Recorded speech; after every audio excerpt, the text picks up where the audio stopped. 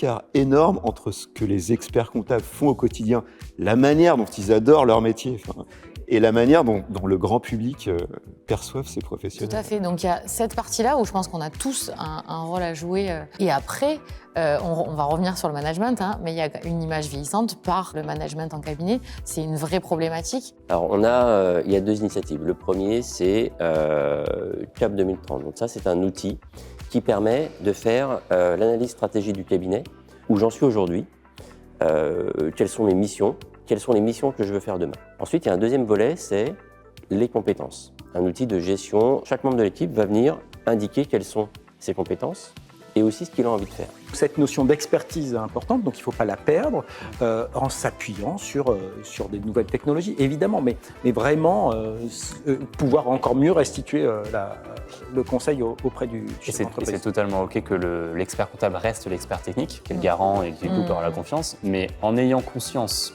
qu'il faut apporter de nouveaux services, faire autre chose, recruter une personne qui va diriger l'équipe conseiller client et qui va être plus axée sur les soft skills. Le manifeste Impulsion, c'est le résultat d'un projet de l'annexe et du CJEC.